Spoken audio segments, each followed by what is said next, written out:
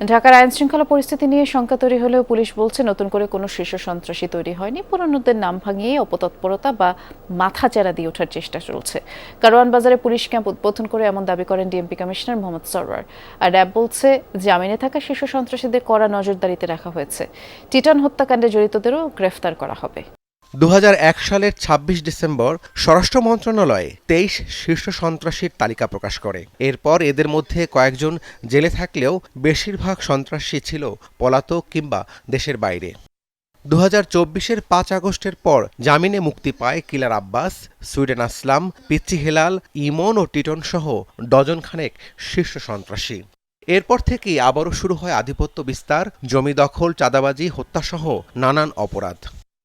গত বছরের 10 নভেম্বর শীর্ষ সন্ত্রাসী ইমনের এক সময়কার সহযোগী মামুনকে পুরান ঢাকার ন্যাশনাল মেডিকেল কলেজের সামনে প্রকাশ্যে গুলি করে হত্যা করা হয়। গেল মঙ্গলবার ফিল্মি স্টাইলে হত্যা করা হয় আরেক শীর্ষ সন্ত্রাসী টিটনকে। এই খুনের নেপথ্যে উঠে আসে আরও কয়েকজন শীর্ষ সন্ত্রাসীর নাম।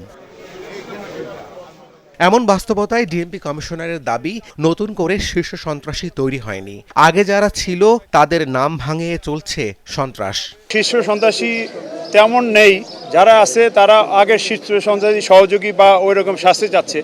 আমাদের মনিটরিং, অবজারভেশন এবং ব্যবস্থা সবই নেওয়া হইতেছে এবং হালনাগাদ করা হচ্ছে।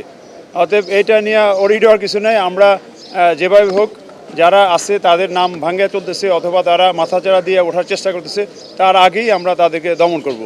র্যাব বলছে জামিনে থাকা শীর্ষ সন্ত্রাসীরা আছে গোয়েন্দা নজরদারিতে। প্রতিনিয়ত হালনাগাদ করা হচ্ছে তাদের তালিকা। আমাদের আইন শৃঙ্খলা রক্ষাকারী বাহিনীর কাজ হচ্ছে 24/7।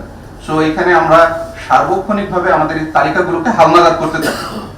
এই তালিকাগুলোর ভিতরে যে নামগুলো থাকে, এখানে নতুন করে নাম সংযোজিত হতে থাকে, পুরনো তালিকায় যারা আছে তাদের তথ্য উপাত্ত হালনাগাদ হতে থাকে। তাই এই তালিকাগুলো আমাদের কাছে আছে এবং সেই তালিকা অনুযায়ী আমরা পর্যবেক্ষণ করছি।